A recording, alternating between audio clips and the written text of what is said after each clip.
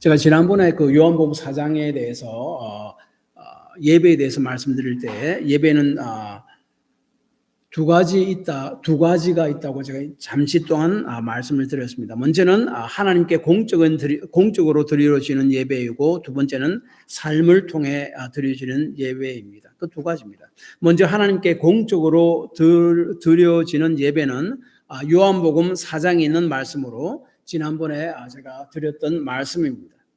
예수님과 사마리아 여인과의 대화를 통해서 예수님께서 하신 말씀이 바로 그 예배입니다.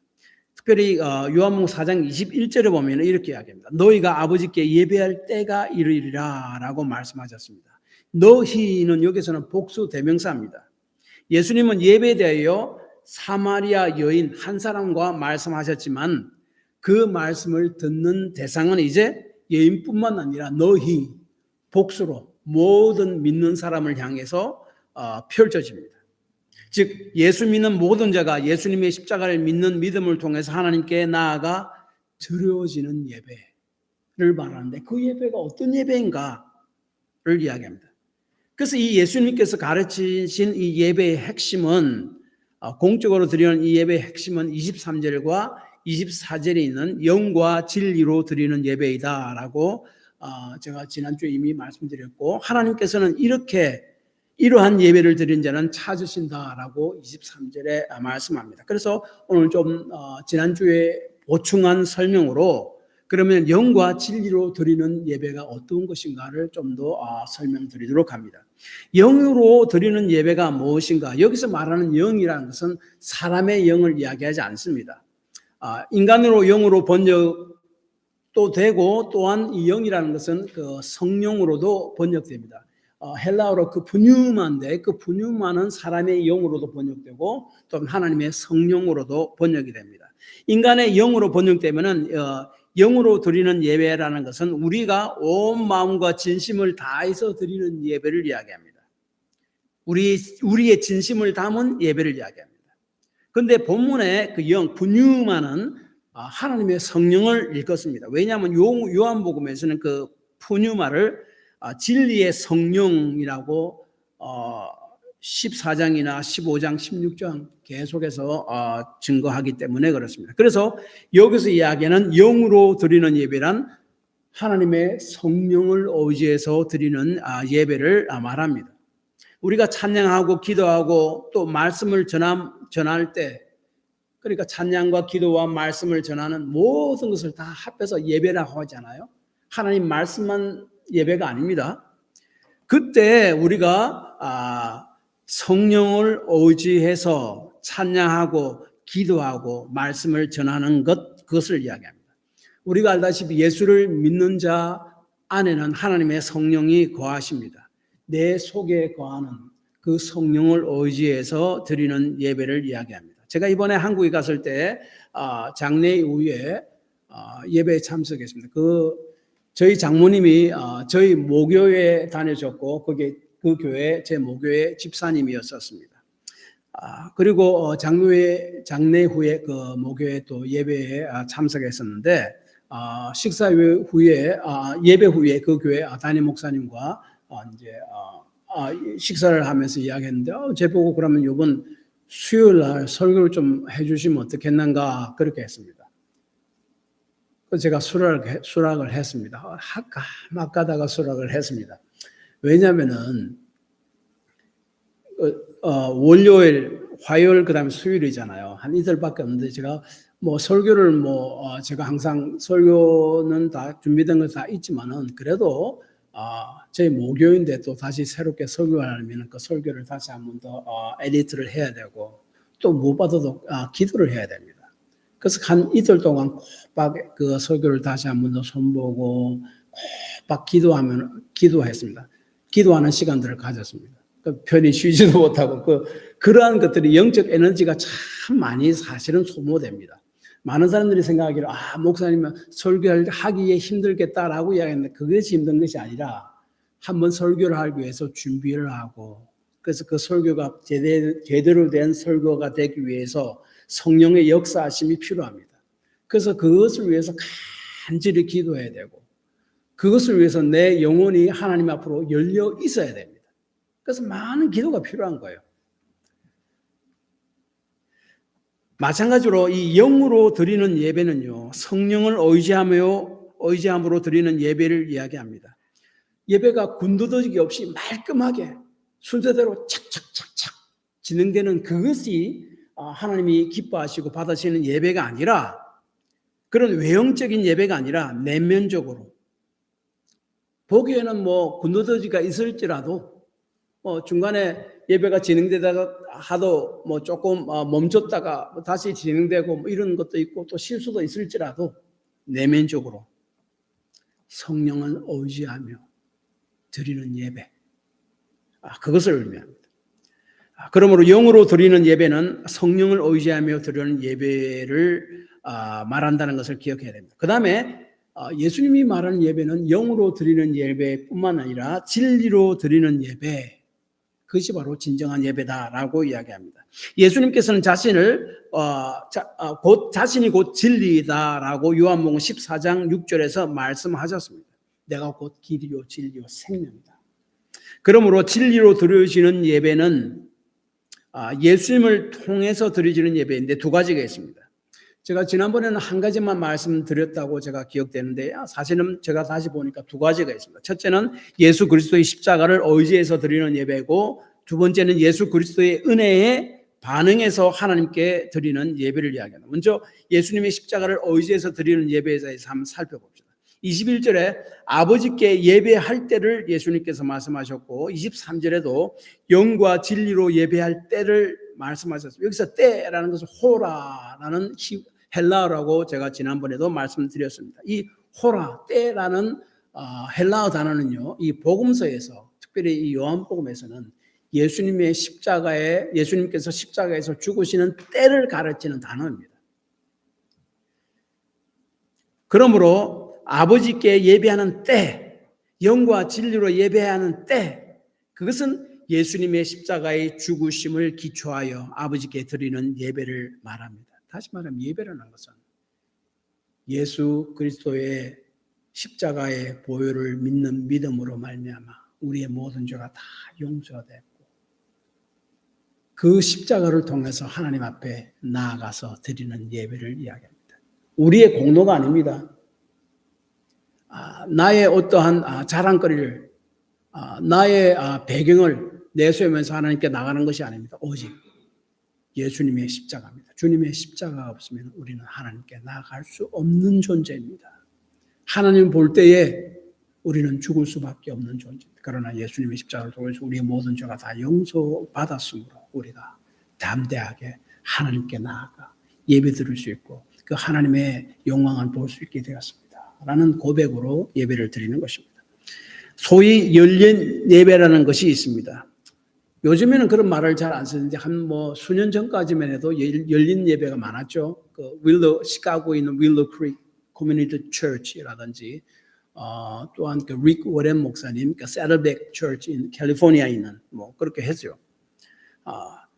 예수를 믿지 않는 사람들이 부담 없이 교회에 나와서 복음을 듣고 예수를 믿게 하는데 그 목적이 있습니다. 그래서 교회를 극장같이 꾸미고 사람들이 부담 없이 들어올 수 있도록 또 연극을 통해서 하나님 말씀을 전달하기도 했습니다. 그러나 이 열린 예배는요, 엄격한 의미에서 예배가 아닙니다. 전도 집회입니다.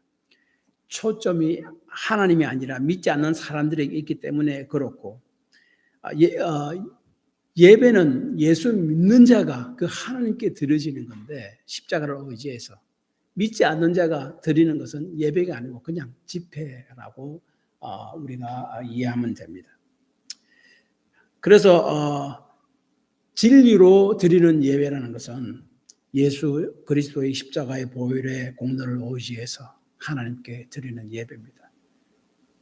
내 자신으로서는 도저히 하나님께 나아갈 수 없습니다. 그러나 예수 그리스도로 인해서 내가 하나님의 자녀가 되고 하나님께 나아갈 수 있게 되었습니다. 감사합니다. 나가서 드리는 예배입니다. 그 다음에 진리로 드리는 예배는 두 번째는 예수 그리스도의 은혜에 반응해서 하나님께 드려지는 예배를 이야기합니다. 요한계시록 4장과 5장을 보면요, 성도들이 하늘나라에서 하나님 보좌 앞에 모여서 끊임없이 드려지는 예배가 묘사됩니다. 왜냐하면 예수 그리스도의 희생을 통해서 성도들이 하나님 앞에 나아갈 수 있게 된 그 은혜에 대한 감사와 헌신을 표현하는데 그것을 바로 예배로 표현이 된 거예요. 예를 들어서 요한계시록 5장 12절에 보면 이렇게 이야기합니다. 죽임을 당하신 어린 양은 능력과 부와 지혜와 힘과 존귀와 영광과 찬송을 받으시기에 합당하도다 하더라. 하나님 나라에서 예수님의 구원하신 은혜에 대한 그 사랑에 대한 반응으로 그것이 너무나 감사해서 하나님 앞에서 드려지는 찬양, 기도, 예배 그것을 이야기합니다.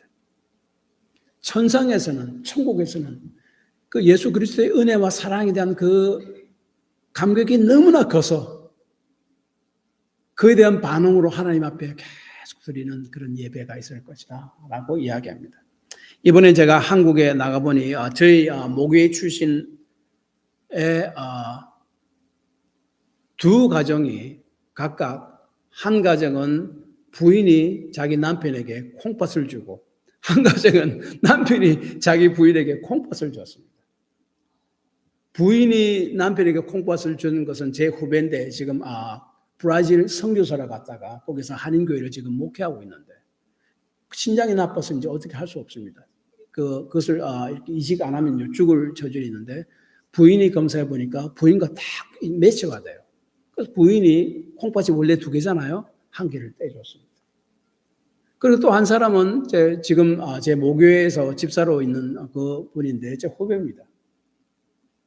그는 그 남편이 아내에게 콩팥을 떼주더라고요. 이번에 가서 이야기 들어보니까 같이 만났는데 어찌된 일인가 하면은 아내가 이제 신장이 아주 힘들어가지고 그 키드니 페일리어 해가지고 이제 어떻게 이제 그것을 이식을 하지 않으면 죽게 됩니다.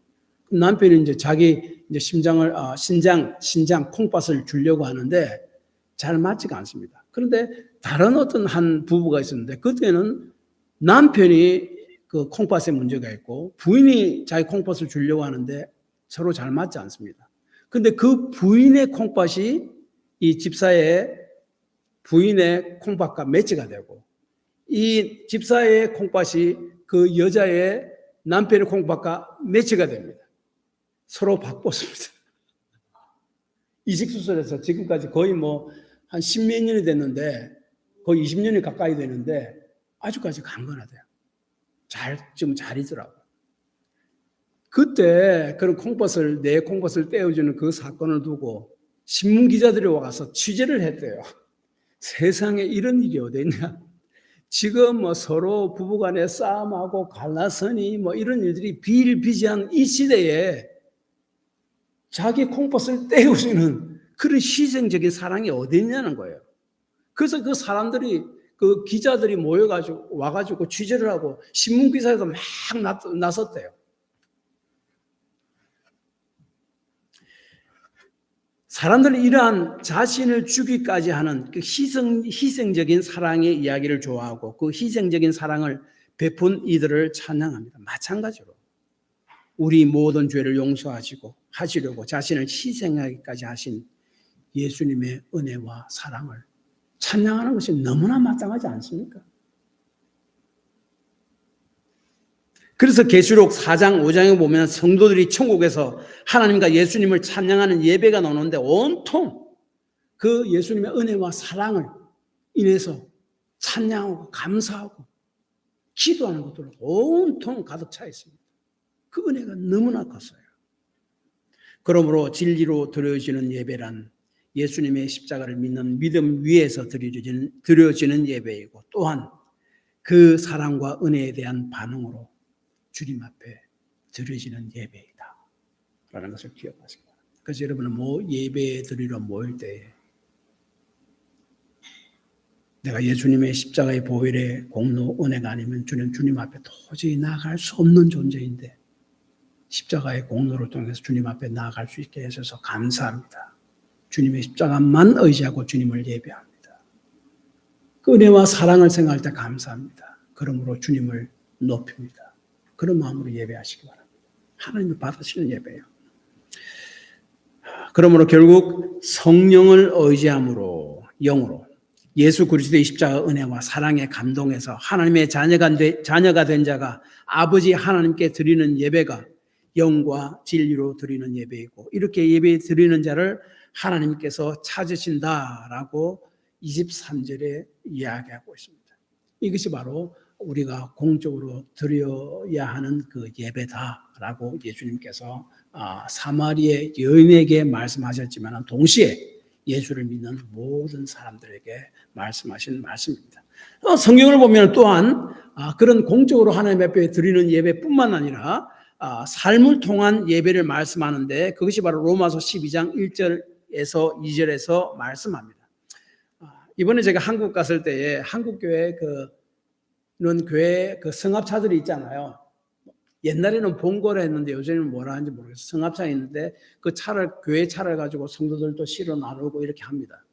근데 특이한 점이 뭔가 하면 이번에 한국 가보니까 교회 성합차에 교회 이름이 안 붙어 있어요. 옛날에 제가 35년 전에 제가 한국에 있을 때는 교회 이름을 다 붙였거든요. 거의 다 안 붙여 있어요. 그래서 이상하다 해서 제 주변 사람한테 물어봤습니다. 그 이유가 이렇습니다. 딱 한국 교회에서도 교회 성합자에 교회 이름을 넣을 것인가 뺄 것인가에 대해서 많은 디베이트가 있었답니다. 왜냐하면 만약 이름을 넣었는데 운전하는 사람이 가다가 난폭 운전을 하다든지 누가 막 갑자기 끼어드는데 또 문 열어서 자기도 모르게 막 욕을 하고 이러면은 하나님의 영광 가리고 교회에도 사람이 안 올 거, 교회에 대한 인식이 너무 아주 안 좋아진다는 거예요. 그래서 어떻게 할까? 어떻게 하다가 아예 그러면은 사람의 연약함 때문에 그래서 하나님의 영광 가리고 교회에 대한 인식이 안 좋아질까봐 교회 성합자의 교회 이름은 넣지 말자로 통일했다는 거예요. 그래서 보니까 거의 모든 교회 성합자의 교회 이름이 없습니다 지금. 여러분 어떻게 생각하십니까?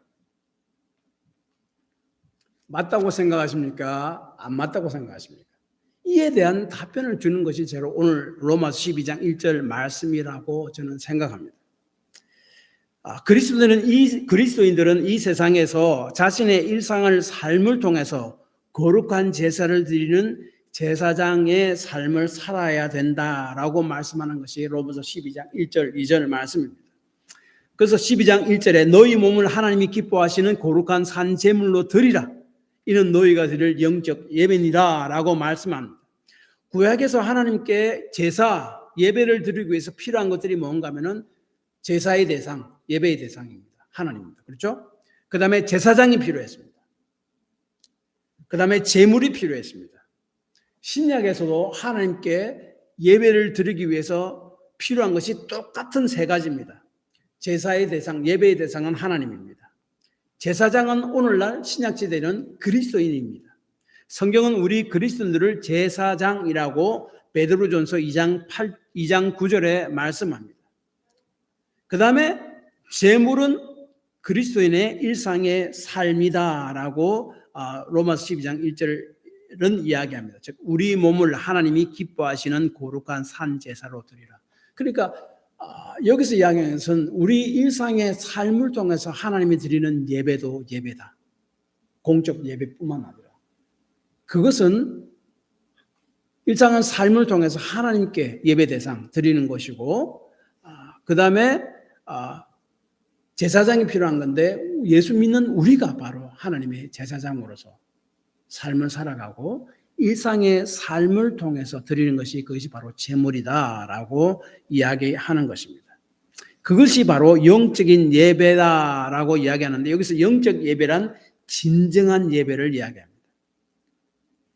가게에서, 직장에서, 학교에서, 집에서 일을 할 때 성령님을 의지하고 예수 그리스도의 십자가를 붙들고 그 은혜와 사랑을 기억함으로 감사함으로 하나님 앞에서 주어진 일을 최선을 다해서 하는 것, 그렇게 사는 것이 일상을 통해 하나님께 드려지는 예배다라는 말씀입니다. 왜냐하면 이 세상이 죄로 인해 비록 타락되어 있지만은 사실 이 세상 모든 것이 다 하나님 것이에요. 그래서 이 너희 몸을 하나님이 기뻐하시는 거룩한 산 제사로 드리라라는 말씀은 여러분은 그리스도인으로서 여러분의 삶을 사는 그곳이 바로 하나님께 제사 드리는 거룩한 성전이 되게 되고 또 여러분은 그 제사를 드리는 제사장이 되라 하는 그 말씀입니다. 물론 우리가 알다시피 신약시대에 살고 있는 우리는 희생 제물로 제사를 더 이상 드리지 않습니다. 구약 제사는 예수님께서 우리 죄를 대신해서 죽으심을 상징하는 예식이었는데 예수님이 오셔서 십자가에 죽으심으로 그 구약의 제사는 완전히 다 마무리되었습니다. 그래서 공적으로 예배드리고 또한 로마서 12장에는 우리의 삶을 통해서 하나님께 예배를 해야 된다라고 이야기합니다. 그래서 로마서 12장 1절 우리 몸을 하나님이 기뻐하시는 거룩한 산제사 살아있는 우리 몸으로 제사를 드리는 것이다. 우리 삶을 통해서 드리는 것이다 라고 이야기합니다. 그래서 2절은 우리의 삶을 통해 이 세상의 제사장으로서 어떻게 하나님을 예배하며 살 수 있는가에 대한 그 답을 구체적으로 우리에게 이야기해 줍니다. 먼저 우리가 제사장으로서 우리 삶을 통해서 어떻게 하나님께 제사를 드리는 그런 삶을 매일매일 살아갈 수 있는가. 먼저 이 세대를 본받지 말고 마음을 새롭게 함으로 변화를 받음을 통해서이다 라고 이야기합니다. 이 세대가 무엇을 이야기하냐면 믿지 않는 세상을 말합니다. 사단이 지배하고 죄가 지배하는 세상을 이야기합니다. 우리 그리스도는 예수를 믿을 때 하나님이 지배하시는 새로운 영역으로 완전히 옮겼습니다. 우리의 환경과 우리의 몸은 그대로지만 예수를 믿을 때 영적으로는 우리는 하나님이 다스리는 그 세계로 완전히 옮겨져 있습니다. 그러나 우리 몸은 이 세상에 계속 살기 때문에 예수 믿기 이전의 세계에 영향을 받을 수밖에 없습니다. 그래서 우리는 이 세대를 본받지 않는 삶을 의도적으로 살아가야 합니다. 생각해 보십시오. 아이가 좀 커서 입양됐습니다. 초등학교 고학년 돼서 입양됐다고 생각해 보십시오. 그 아이는 자신의 상황을 감사하면서 지금까지 자신이 혼자 살던 습관을 이제는 버려야만 할 것입니다. 새로운 가정의 환경에 적응하려고 해야 됩니다. 맞지 않습니까? 혼자 살던 그 습관을 그대로 가지고 살 수는 없어요. 너무 감사하잖아요. 그러니까 새로운 환경에 적응해서 살려고 해야 됩니다. 의도적으로 새로운 가정에 적응하는 삶을 살아가는 거예요.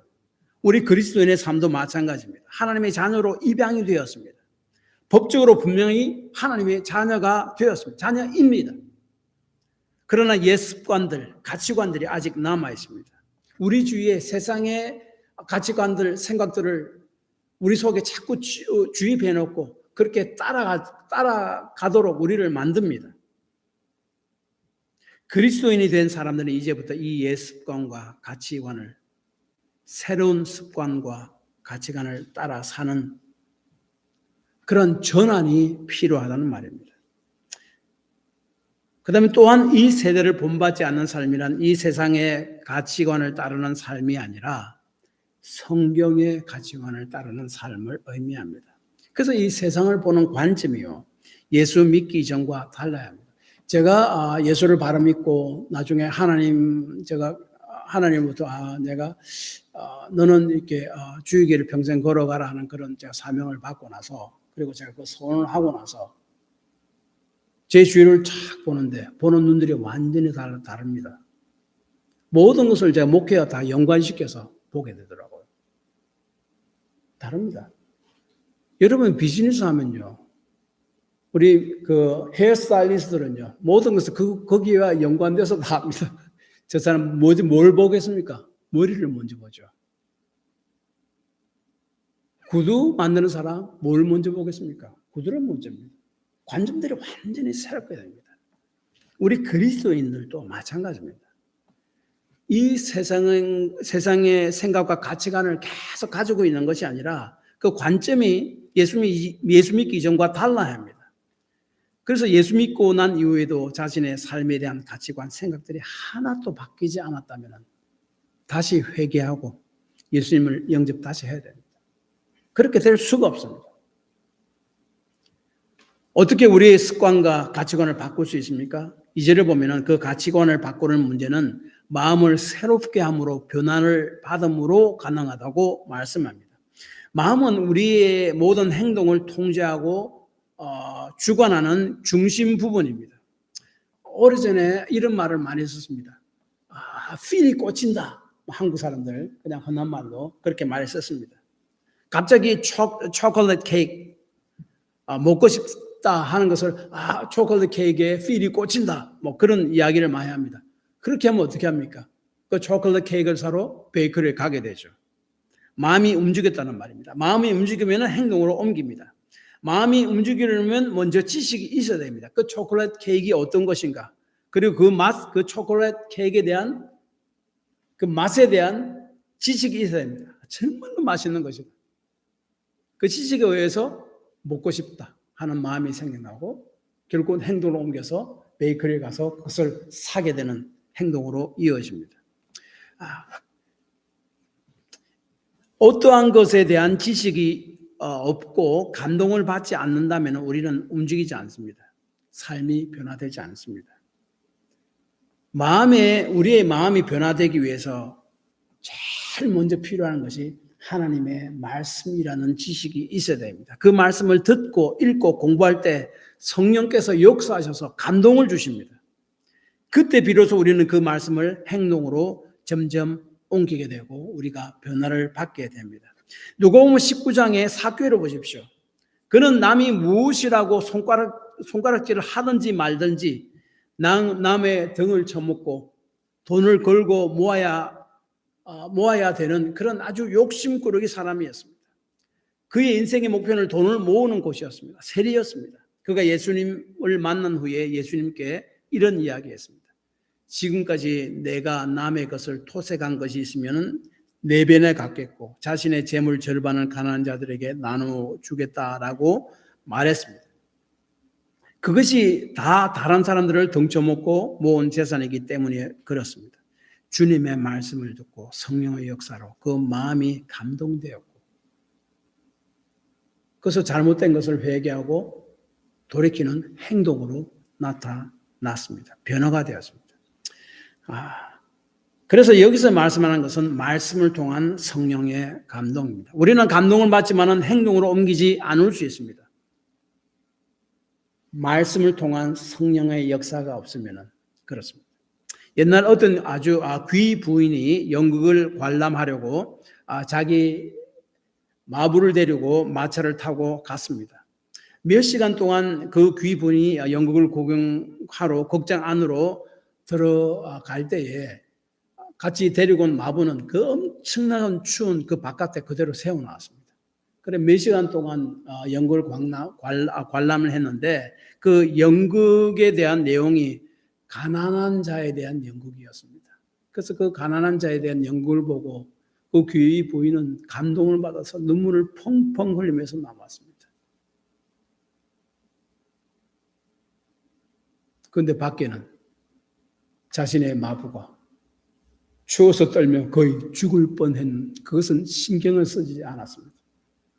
이와 같이 감동이 항상 삶의 변화를 가져다 주는 것이 아닙니다. 하나님의 말씀을 통한 성령의 역사가 성령의 감동이 변화를 가져다 줍니다. 이 하나님 말씀을 통한 성령의 감동하심은 마음의 변화를 가져다 주는데 이를 통해서 하나님의 선하시고 기뻐하시고 온전한 뜻을 깨닫고 그대로 받아들이고 행동에 옮기는 데까지 나아간다. 그것이 바로 2절 말씀입니다. 그러므로 2절 말씀은 로마서 12장 2절 말씀은 이런 것입니다. 하나님 말씀을 읽고 들음을 통한 성령의 감동하심으로 마음의 변화를 받을 때 우리는 하나님이 기뻐하시고 선하시고 온전한 뜻을 바로 이해하고 받아들이며 그 뜻대로 우리의 삶에 실천하며 점점 살게 된다 하는 말입니다. 그래서 저는 설교를 준비할 때나 또 하나님께 집중하기 위해서 제일 먼저 하는 것이 뭔지 아십니까? 기도가 아닙니다. 말씀을 읽습니다. 말씀을 계속 읽으면은 그 말씀을 통해서 그 하나님께 집중하게 되고 하나님의 음성을 듣게 되고 그것이 이제 기도로 이루어지게 됩니다. 그래서 우리 마음을 하나님께 집중하고 우리 영을 하나님께 초점을 맞추기 위해서 제일 먼저 하는 일이 하나님 말씀에 집중합니다. 그 속에서 성령께서 역사하는 겁니다. 이러한 삶이 우리 삶을 통해서 하나님께 드리는 예배입니다. 영적인 예배입니다. 그것이 진정한 예배입니다. 교회 성합차에 교회 이름을 붙이지 않는 것은 제가 생각하기에는 삶을 통해 하나님께 예배를 드리지 않겠다는 선언과 같이 들립니다. 물론 우리는 완전하지 않습니다. 운전기사가 혹은 거기 있는 교회 분들이 차를 운전하면서 갑자기 누가 막 끼어듭니다. 자기도 모르게 여기 쿵 나갈 수도 있습니다. 그렇지 않아요? 그래서 하나님 이름과 교회 이름에 해를 끼칠 수도 있습니다. 우리는 완벽한 삶을 살 수 없습니다. 그렇다고 해서 마치 그리스도인이 내가 또 완벽한 삶을 사는 것처럼 사람 앞에 꾸며낼 필요는 또한 없습니다. 왜냐하면 성경을 보면 로마서 14장 1절에 믿음이 연약한 자를 너희들은 있는 그대로 받아들이라. 아주까지 믿음이 연약한데 믿음이 정말 아주 강한 사람처럼 그렇게 판단하지 말라. 있는 그대로 받아들이라. 이들이 그 속에 하나님 말씀을 들으려고 하고 성령이 역사하면 믿음이 점점 자라나게 되고 그 삶이 성숙하게 되고 그렇게 될 것이다. 근데 처음부터 그렇게 안 된다고 막 꾸짖지 말라는 말씀이 로마서 14장 1절을 이야기합니다. 믿음이 연약한 자를 너희가 봤되 그 의견을 비판하지 말라는 말씀입니다. 우리가 어린아이에게 어른같이 행동하지 않는다고 꾸짖지는 않습니다. 어린아이는 어린아이답게 행동하는 것으로 우리는 그대로 받아들입니다. 믿음도 마찬가지입니다. 교회 안에도 여러 가지 믿음의 레벨이 다른 사람이 있습니다. 믿음이 강한 사람들은 성숙한 믿음의 삶을 살아가지고 그런 행동을 하지만 그렇지 못한 사람은 그렇지 못하지 않습니까? 하나님은 우리의 믿음의 레벨을 따라 인정하시고 받아주시는 겁니다. 마찬가지로 우리가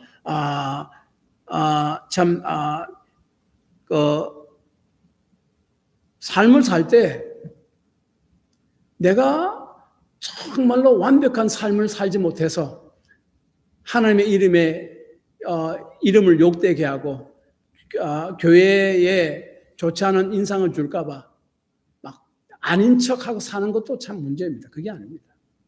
하나님 주신 은혜의 분량대로 믿음의 분량대로 그냥 진실되게 행동하면 하나님께서 다 알아서 하실 것입니다. 그래서 우리 믿음만큼 살면 될 것입니다. 그 다음은 하나님께서 알아서 하실 것입니다. 다만 우리에게 필요한 것은 예수를 믿는 우리 삶을 통한 예배를 하나님께 드려야 되는데 이를 위해서 하나님의 말씀을 읽고 들음을 통한 성령의 감동하심으로 마음의 변화를 지속적으로 받으려고 해야 합니다.